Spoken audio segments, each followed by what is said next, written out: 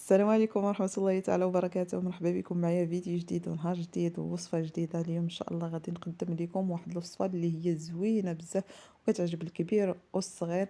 ميني بالضبط كيجي ما شاء الله غزال وكيجي خاوي من الداخل ورطب بواحد الحشوة رائعة اللي هي الحشوة ديال الكفتة. نتمنى انكم تتابعوا معايا الفيديو حتى الاخر باش تشوفوا الطريقه باش كنقدم بها هاد ميني بطبوط والحشوه ديالو كيفاش كنحضرها. يلا خليكم مع الفيديو. هنايا اول حاجه عندي في واحد القصعه كندير شويه ديال الفينو وشويه ديال الفورس. انا هنايا غلبت الفينو على الفورس. نتوما بالامكان ديالكم ديروا نص فينو ونص فورس.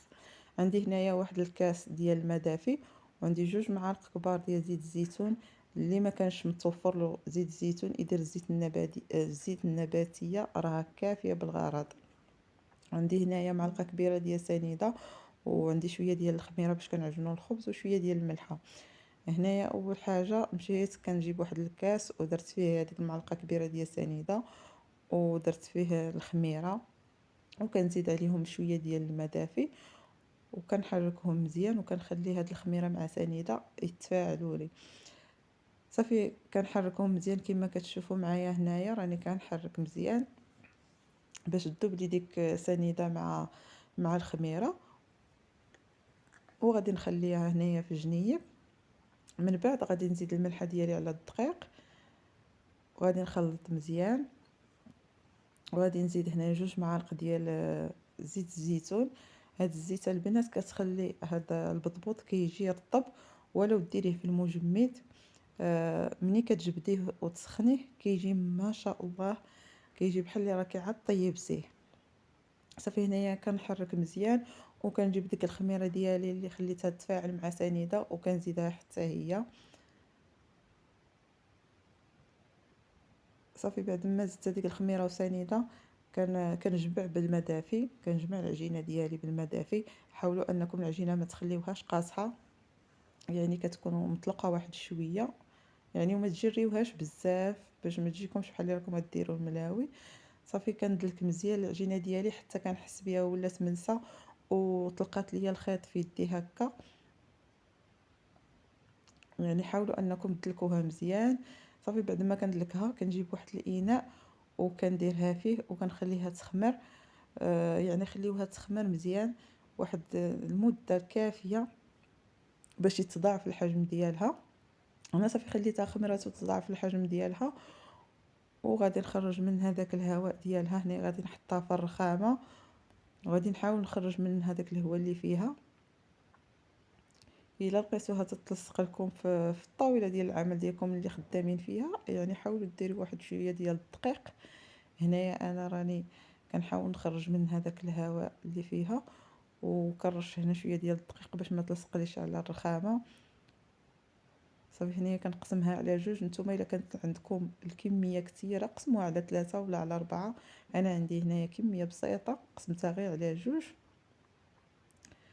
كما كتشوفوا انا كنكور هنايا العجينه ومن بعد كنمشي نجيب الدلاك ديالي باش غادي نطلق العجينه.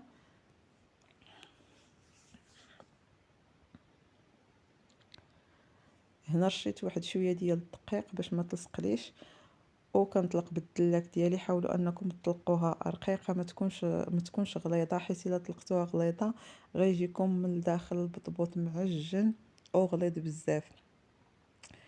صافي كنستمر على هاد الطريقه وكنطلق العجينه ديالي رقيقه كما كنقولها وكنعاودها. ما تغلطوش البطبوط راه ما كيجيش زوين. كنتاكد من العجينه انها ما لاصقاش في الرخامه. عاد كنقطع، كنجيب شي قطاعه الا كانت عندكم متوفره. ما كانش عندكم جيبوا اي حاجه كانت عندكم موجوده في الدار. انا هنايا قطعت غير بواحد المغطايه ديال الشكلاط، يعني راها كافيه بالغرض. نتوما كانت عندكم قطاعه قطعوا بها، ما كانش عندكم يعني استعملوا اي حاجه ماشي مشكل. صافي هنايا كنقطع البطبوط ديالي هكا صغيور وكنجيب واحد اللاطه يكون فيها واحد الزيف كما كتشوفوا انا حطاها في القنيت هنايا. وكنحاول نحط هذاك البطبوط ديالي ونخليه يخمر. العجينه البنات اللي كتشيط ما كنرميوهاش، كنجمعوها مزيان وكنعاودو نخليها تطلق، من بعد كنطلقوها ونعاودو نفس العمليه.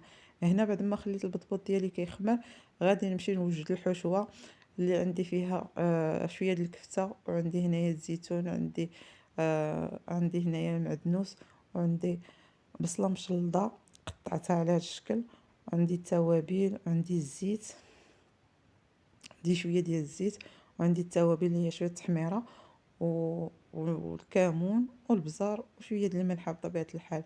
جبت واحد المقله ودرت فيها شويه ديال الزيت، وزدت عليها هذيك البصله اللي قطعتها على هذا الشكل. من بعد كنردها فوق النار على عافيه مهيله، ونزيد عليها ديك التوابل اللي عندي كامله. حاولوا انكم ما تكثروش الملح باش ما يجيكمش مالح. انا هنا درت غير شويه ديال الملحه صافي. زدت عليها التوابل الاخرين كاملين، وكنحرك مزيان حتى كنحس بالبصله ديالي هبطت واحد شويه. عاد كنزيد ديك الكفته.